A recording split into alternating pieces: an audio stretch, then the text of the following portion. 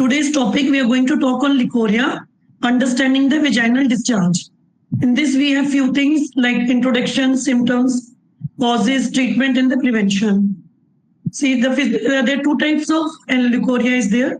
Physiological Leucorrhoea. Physiological Leucorrhoea refers to the normal discharge from the female genital tract, often occurring during various life stages such as puberty, menstruation, pregnancy, and signaling healthy reproductive function.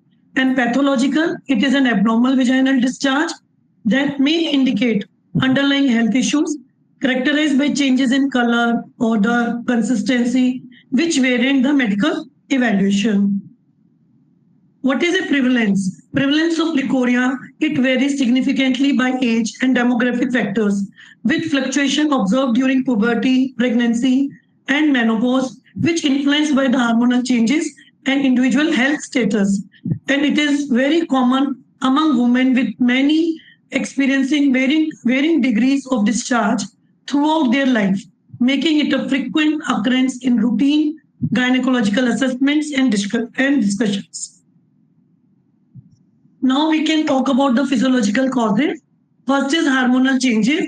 Hormonal fluctuation, particularly estrogen and testosterone levels, can significantly influence bodily function, and it lead to various health issues and reproductive challenges.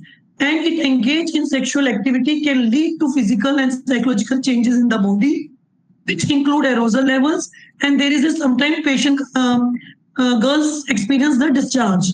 And in pregnancy, that is also physiological, where there is a changes of pregnancy, which include body transformation, and there is a hormonal shift, and there is an effect on woman health, which lead to complication or condition that require attention.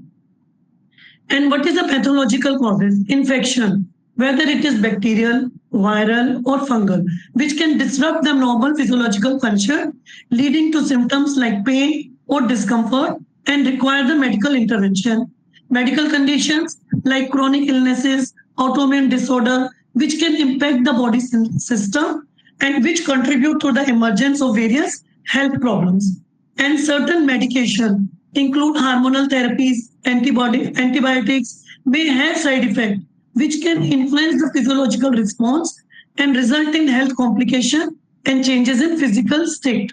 Antibiotics that can alter the vaginal flora, which can lead to the vaginal discharge or Leucorrhoea.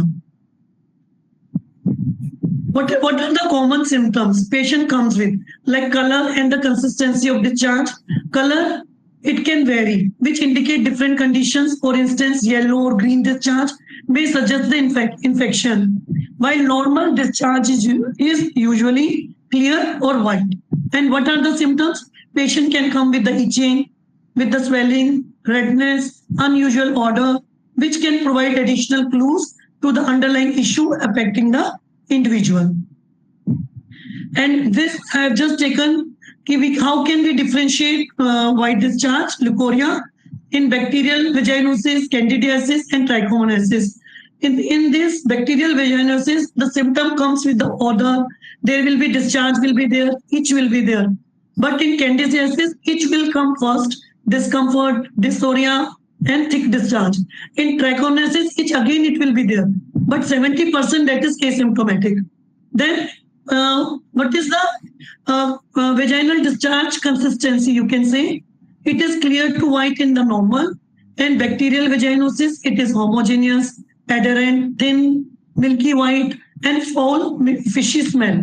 But in candidiasis, we can see very routine, we see thick, clumpy, white cottage cheese. And trichomoniasis, frothy, gray or yellow-green, malodorous, there will be some smell will be there that is totally different. And findings. In the candidiasis, you can see inflammation and erythema must be because of itching. You can see so much inflammation will be there in the fungal infection. But in trichomoniasis, cervical petechiae, that is strawberry, cervix will be there. And what is important is pH level. In normal, it is 3.5 to 4.5.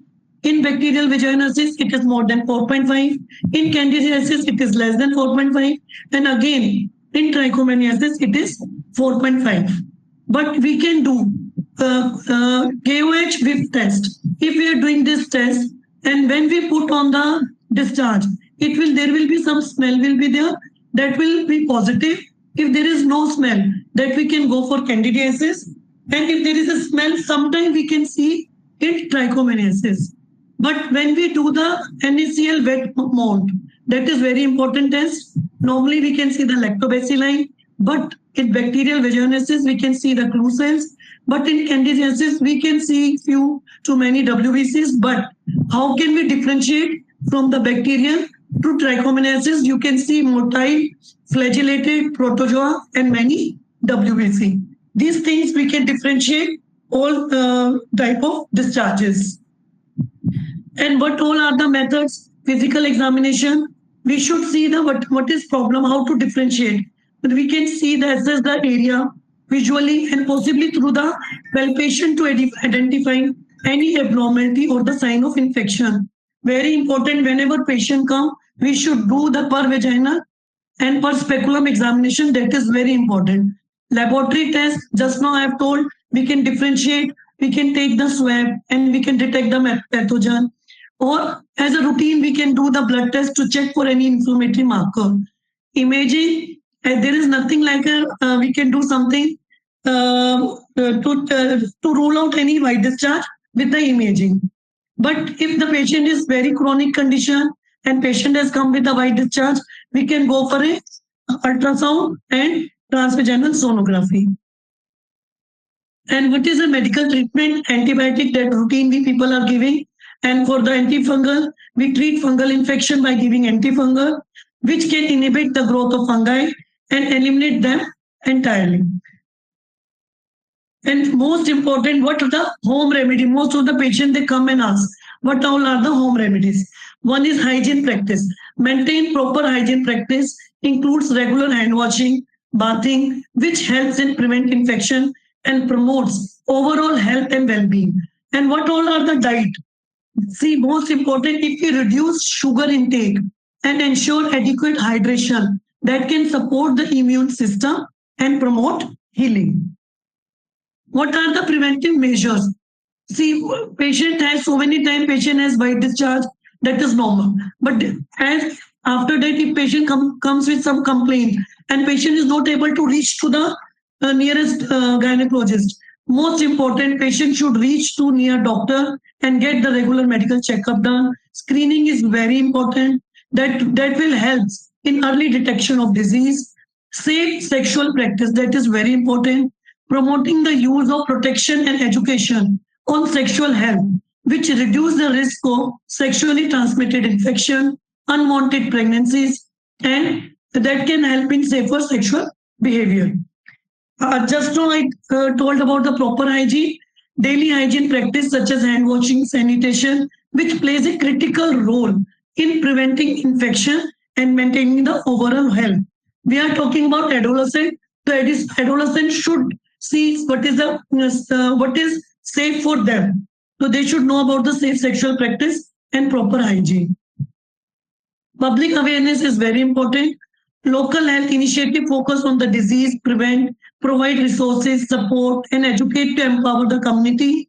Awareness campaign through various media to inform the public health risk and prevent measure, which can increase their knowledge and better health choices. And just this was the Leucorrhoea. I was thinking what to say in Leucorrhoea for the adolescent. Main thing is they should know how we can prevent if that Leucorrhoea is a normal, that white discharge is normal. If it gets into infected, that can change into bacterial and fungal. Now I'll just go